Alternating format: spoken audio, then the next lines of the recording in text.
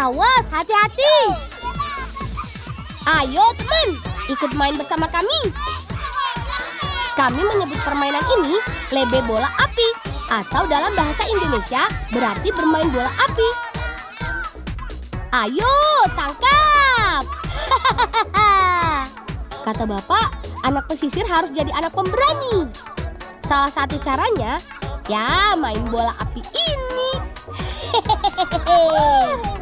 Bolanya kami buat dari potongan batu bata yang direndam dalam minyak tanah selama 1 malam. Kalau sudah bisa menyala, baru deh bisa dimainkan. Seru banget kan? Nah, kalau teman di rumah penasaran ingin mencoba, sebaiknya harus didampingi orang dewasa ya. Jangan lupa selalu berhati-hati juga loh ya.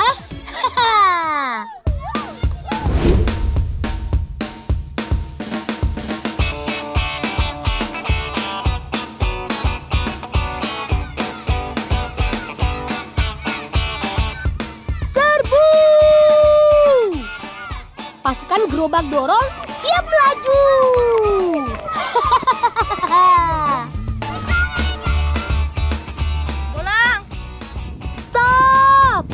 Berhenti dulu teman, dipanggil kakak nih. Apa dong pai pulang? Apa dong, lebih cekak-cekak gerobak. Kabui awe nada ente masih kita buku pindah deh. Beres kak, dengan senang hati kami akan membantu. Ayo teman, semangat. Kami menyebutnya buah pindara, atau dikenal juga dengan nama buah bidara. Pohon ini banyak tumbuh di daerah pesisir berpasir putih. Dalam setahun sekali, pohon bidara akan berbuah sangat lebat, yaitu antara bulan Agustus sampai bulan November. Awas kak, pegangan yang kuat ya. Sudah siap semua? Ayo, goyang terus. Begini nih cara kami memanen buah bidara. Teman, buah bidara punya rasa yang manis nikmat. Sekilas bentuk buahnya mirip dengan buah apel mini. Kulit buah harus berwarna hijau dan berwarna merah ketika sudah matang. Wih, sudah banyak tuh.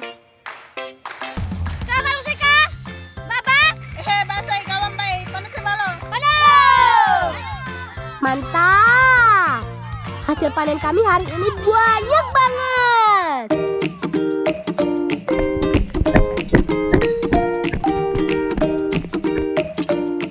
Teman, di Indonesia buah bidara bisa ditemukan di Pulau Jawa, Bali, dan juga Nusa Tenggara. Dari buku yang aku baca, buah bidara mengandung karbohidrat, vitamin C, fosfor, kalsium, dan zat besi.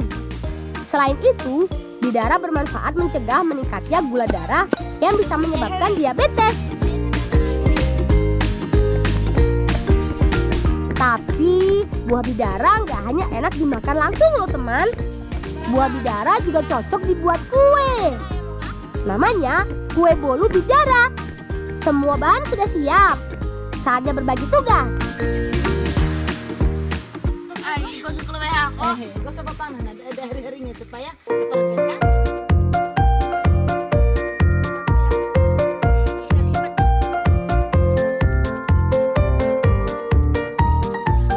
Seperti bahan kue bolu pada umumnya, adonan dibuat dari campuran telur ayam, gula pasir yang diaduk sampai tercampur merata. Tambahkan tepung terigu sedikit demi sedikit dan diaduk lagi sampai mengembang. Nah, jangan lupa daging buah bidara yang sudah ditumbuk halus dicampurkan juga bersama dengan adonan. Mantap! Oh iya teman, nenekku bilang kue bolu biasanya dibuat sebagai hidangan dalam acara pesta atau perayaan hari besar. Rasanya yang manis menjadi sambutan yang baik dari tuan rumah untuk tamu. Nah, beres nih. Terakhir, tinggal dimasak deh. Seperti aku bilang tadi, kita akan memasak bolunya menggunakan cetakan dari bambu. Cara memasak dengan bambu ini tidak hanya praktis, tapi juga memberikan cita rasa tersendiri pada masakan. Selain itu, bambu ini juga bisa langsung dijadikan sebagai piring alias wadah untuk makan. Nah, coba aku cek dulu ya. Sepertinya sudah matang tuh. Wah, bener kan? Ini dia bolu bidara ala si bolang darat pantai. Selamat makan.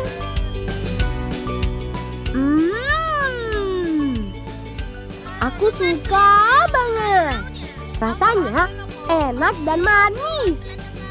Plus ada rasa buah bidara yang segar dan krenyes-krenyes pas digigit. Mantap deh.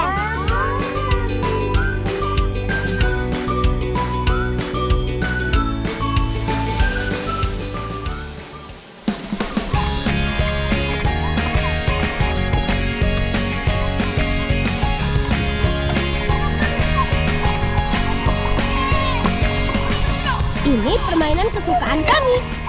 Kami menyebutnya balapan solid atau lomba bersampan. Ayo, terus dayung! Teman, bersampan adalah keseharian kami sebagai anak pesisir. Kami tinggal di Desa Darat Pantai, Kecamatan Talibura, Kabupaten Sika, Nusa Tenggara Timur. Sejak lama orang tua kami bermukim di sepanjang pesisir Teluk Flores dan hidup berdampingan dengan alam.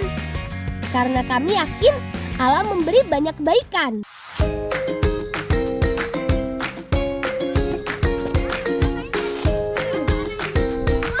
Teman, kami akan meminta jagung untuk bekal pergi bermain ke pantai pasir putih. Kene. Oh no. Bisa letak ya kamu letak tawa. Bisa no bisa. Oh, kita saya kene. Oh oke. Mari. Tahu coba kene hati dia beli besar ongi. Asik, bibiku baik sekali. Meskipun sedang sibuk, tapi masih mau membantu kami memetik jagung. Ayo kawan, jangan mau kalah. Semangat! Uniknya, lahan ini hanya bisa 1 kali ditanam dalam waktu 1 tahun. Bukan karena kurang benih atau kurang pupuk, tapi karena kurang air. Kabupaten Flores Timur adalah salah satu daerah dengan curah hujan yang cukup rendah. Namun kami tidak menyerah. Kami tetap memaksimalkan kondisi ini.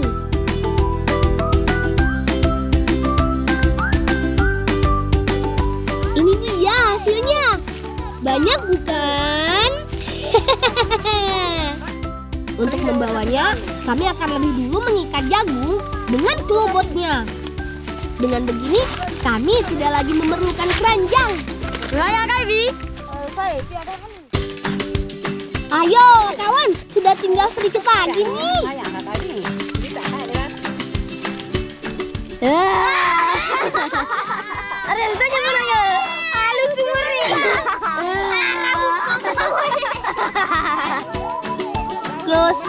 Close. Kamu ada-ada saja deh.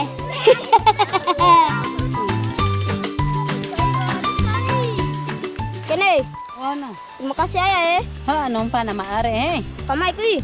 Lali tahi ekabo kila ona pai bai re marang pai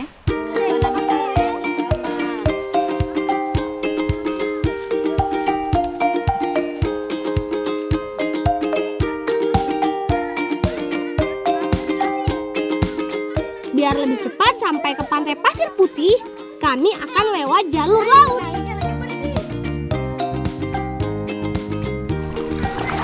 Waduh, ada yang tidak beres nih. Tina ditapo.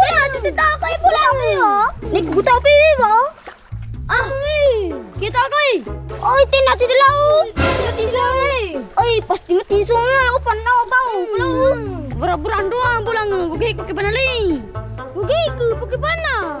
Oh, lebih baik nih. Demi api. Buka laut itu na baru kita mama pelali. Demi api ya. Berapa pulang?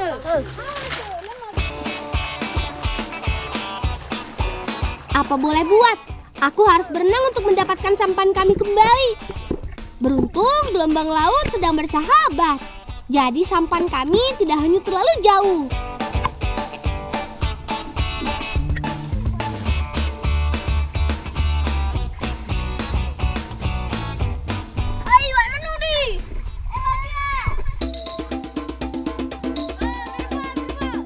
Syukurlah sampan kami masih bisa kembali. Kalau sampai hilang, pasti bapakku marah besar.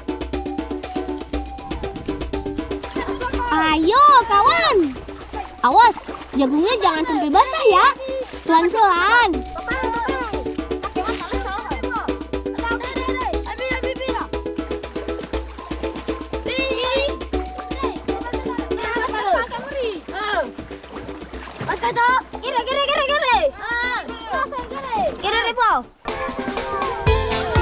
Saatnya berangkat.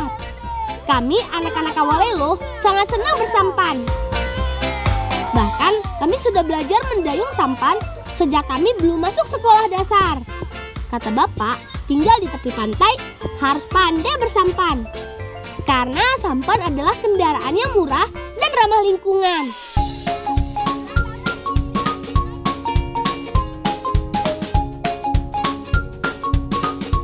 Teman, sebelum sampai di pantai Pasir Putih, kami singgah di pondok untuk membuat makanan.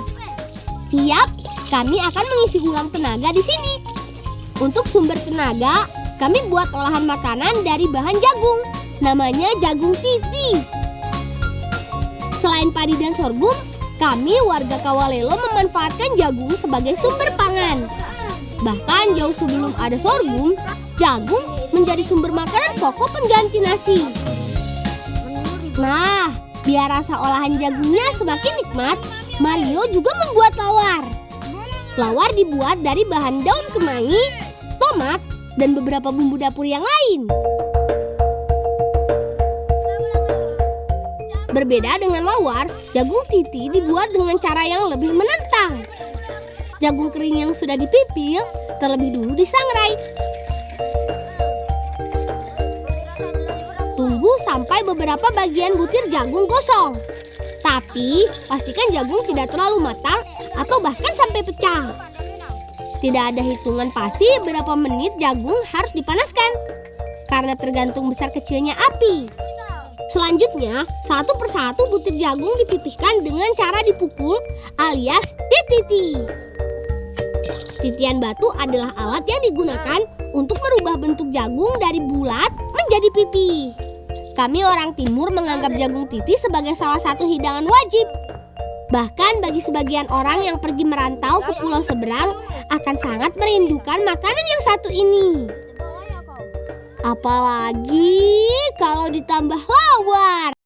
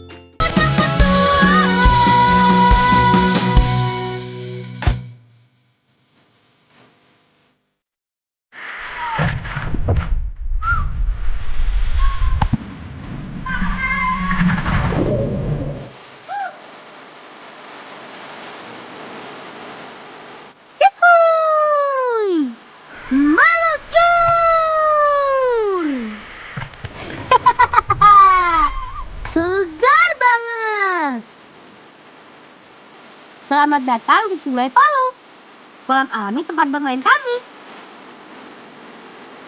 Ayo, meluncur lagi.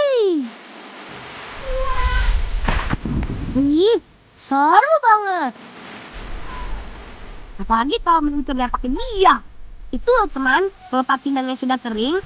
Dengan alat ini, aku bebas meluncur tanpa kaki celana robek.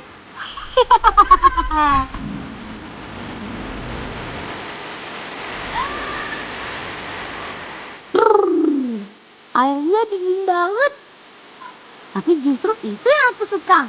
Soalnya mandi air dingin membuat badanku segar.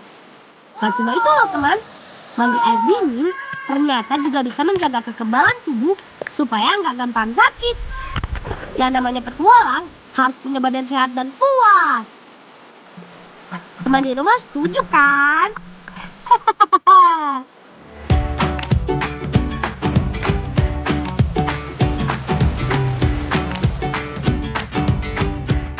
Teman, kami tinggal di Kecamatan Patani Timur, Halmahera Tengah, Maluku Utara. Dari dulu, orang tua kami selalu mengajarkan kami untuk hidup selaras dengan alam. Karena alam memberi banyak manfaat untuk kehidupan. Salah satunya, pohon sagu yang tumbuh subur sepanjang tahun ini. Dari batang sagu ini, kami bisa membuat beraneka macam jenis makanan lezat. Kue salamin kenari, makanan kesukaan si Ilham salah satunya. Woi, di sini now, belai dijatuh. Nggak nemu bawa tuh soal nomor apa? Ramos kutona, pulang tua. Ya, Jojo, bakal sobo. Salah, nyuk jatuh. Patuh. Bukan rahasia lagi, kalau orang Maluku paling pandai bahalo. Bahalo sebutan kami untuk menyebut kegiatan mengolah batang sagu menjadi tepung sagu. Biasanya bahalo kami lakukan di hutan, dekat dengan pohon sagu dan aliran sungai. Betul sekali, karena bahalo memerlukan air untuk meremas serbuk batang sagu.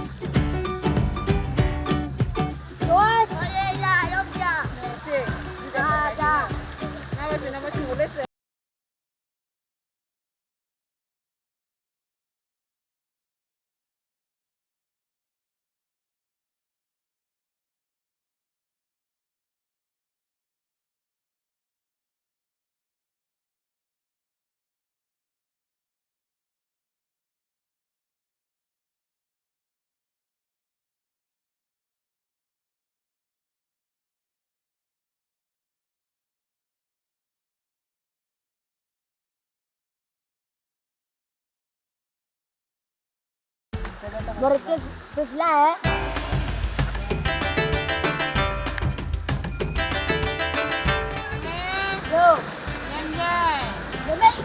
Nah, ini nih saripati sagu yang masih bercampur dengan air. Kami menyebutnya tomos, yaitu memerah serbuk sagu untuk mengambil saripatinya. Saripati sagu yang masih bercampur dengan air kemudian didiamkan di dalam goti atau bak penampung. Tidak lama, kurang dari 4 jam, saripati akan terkumpul di dasar goti. Sambil menunggu tepung sagunya jadi, kami mau lanjut ke bolang. Berangkat! Teman, selain pohon pala dan cengkeh, di kampungku juga banyak tumbuh pohon kenari. Bahkan pohon dari buah yang punya nama lain walnut ini tumbuh subur tanpa pupuk. Iya, orang sih. Ya biar taja ya sebentar bocor ya. Taija itu di Pionoro bicara Buang harus sebentar tuh. Ya mata coto. Mata. Motifnya apa buah case? Katu. Ke sini tuh ro. Ini ro. Akhirnya beler jatuh ya. Mata. Ya sifat. Sahabat buta.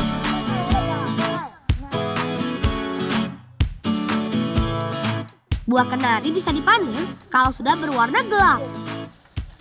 Ada yang sudah jatuh di tanah, tapi ada juga buah tua yang masih di pohon.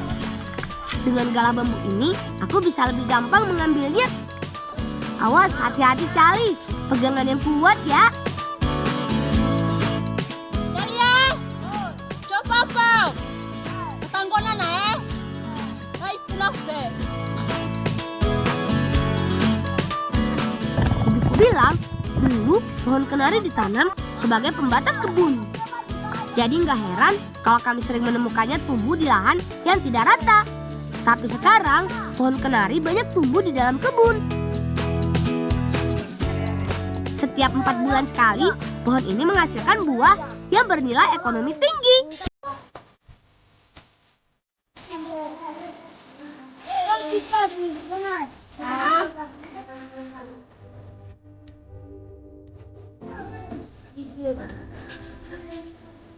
Teman, buah kenari ini mempunyai kulit yang tebal dan cangkang yang keras. Untuk mengambil biji kenari diperlukan usaha yang tidak mudah. Setelah direbus, biji kenari baru bisa dipisahkan dari kulitnya. Tapi masih ada proses selanjutnya loh. Untuk mendapatkan biji kenari yang punya cita rasa gurih, aku harus memecah cangkangnya dengan batu. Susah-susah gampang memang. Selain keras, cangkang juga licin saat dipegang. Tapi demi sahabatku, aku rela mengerjakan ini. Sebentar lang dito ba? Nyabang dito ba? Kita kailangan coba-coba. Teman, biji kenari memiliki tekstur yang hampir sama dengan biji kacang tanah. Itu sebabnya biji kenari sering juga disebut kacang kenari. Untuk membuatnya lebih tahan lama, biji kenari biasanya dikeringkan sebelum disimpan. Ibuku bilang biji kenari kering bisa bertahan lebih dari 3 bulan. Teman, seperti yang aku bilang tadi, kue salamin kenari dibuat dari adonan tepung sagu, biji kenari, dan ditambah dengan sedikit gula pasir. Tapi biar makin menarik, tepung sagu sengaja kami tambahi dengan pewarna alami. Ini nih, buah luku atau buah kusumba. Bahan pewarna makanan yang banyak tumbuh di desaku. Jangan khawatir, biji buah berwarna merah ini aman dikonsumsi kok.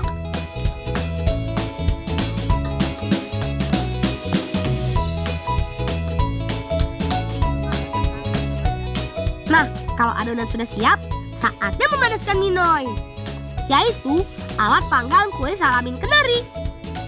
Begini cara membuatnya.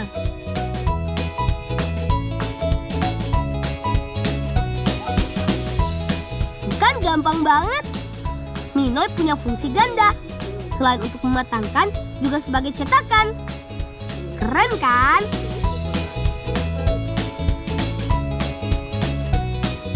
Bulang jalan, satu sebetulnya. Itu. Saya tuh, ya. Atlang fafila anan fonos bis. Tapi hati-hati ya teman, pakai lampin atau alas daun kalau ingin mengangkat minoy.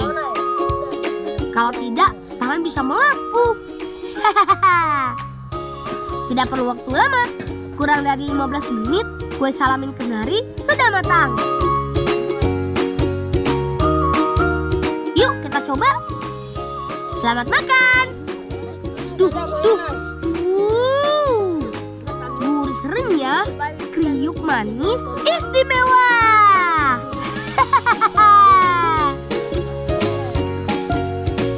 Rasanya enak banget, nggak kalah sama jajanan yang dijual di toko. Mantap!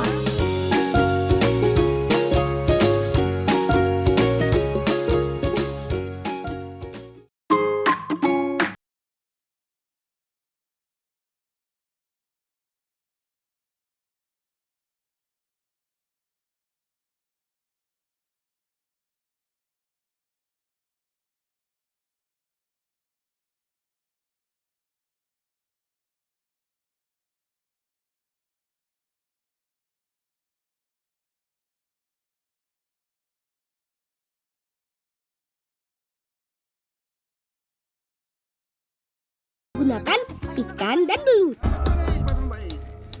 Teman di rumah bisa lihat lubang tempat persembunyiannya tidak? Iya, itu. Pelan-pelan kami akan pasang jerat ini tepat di mulut lubang. Alat jerat ini kami buat khusus untuk menangkapnya. Jadi, ketika si udang makan umpan, otomatis tali jerat akan menegang dan mengikat badan si udang. Nah, berhasil! Wih, tepon digede, bain digawan, liman disipin digawan. Cihuy, aku dapat. Gimana Glenn, Erik, kalian dapat juga belum? Oh iya teman, lopa atau udang ronggeng ini dapat ditemukan pada perairan dangkal dengan dasar berupa lumpur berpasir. Waktu yang paling tepat untuk menangkapnya saat air laut sedang surut, atau yang biasa kami sebut wair marak. Jangan lupa, setelah ditangkap, lopa harus cepat dimasukkan ke dalam bambu. Karena gigitannya bisa membuat badan kita panas dingin semalaman. Nggak usah coba-coba deh.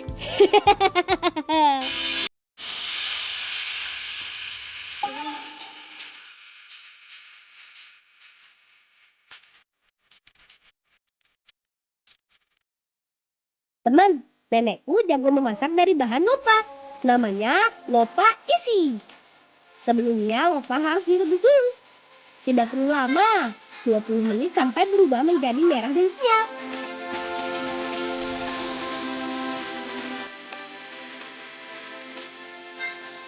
Bumbu-bumbunya, bawang merah, bawang putih, cabai, dan sedikit garam. Selain bumbu halus, kakak juga membuat bumbu potong dari bahan tomat dan cabai besar. Oh iya, isian lopa kami kali ini tidak hanya daging udang saja, tapi ditambah dengan bahan lain. Jadi, kita keluarkan dulu daging lopanya yuk. Hati-hati, jangan sampai kulit dan badan lopanya terpotong ya teman. Cukup pisahkan saja antara daging lopa dan kulitnya seperti ini. Seladi yang sudah dikukus ini juga untuk bahan isian lopa.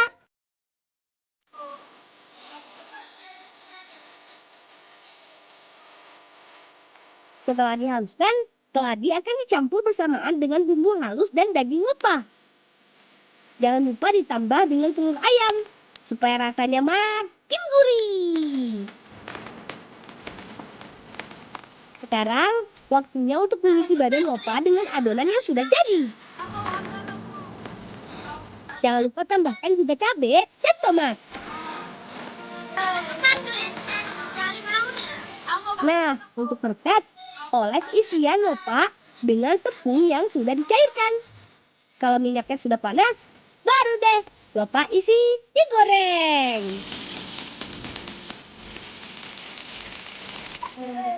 Nah, ini dia. Lopa isi menu makan siang lezat ala kami si Bolang Garut Pantai. Selamat makan. Aku suka banget. Rasanya enak dan manis. Mantap deh.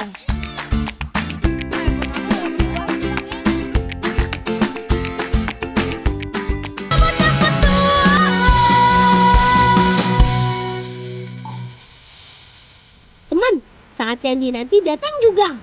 Di Pantai Pasir Putih ini, kami akan kembali bermain ketangkasan. Kami menyebutnya bermain balap kerang. Dua tim sudah bersiap untuk mengadu kebolehan. 1, 2, mulai!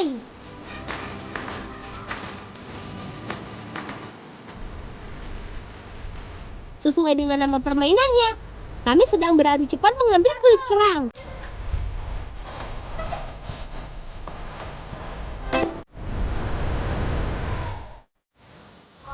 Tapi sebelum berlari, setiap pemain harus melakukan ritual ini.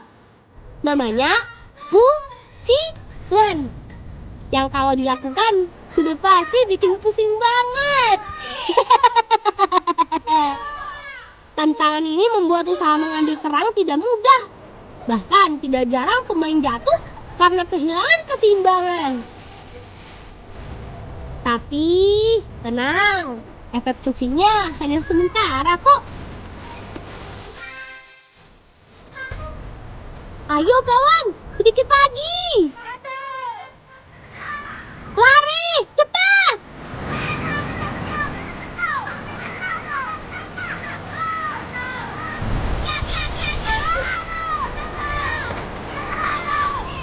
Hore, menang.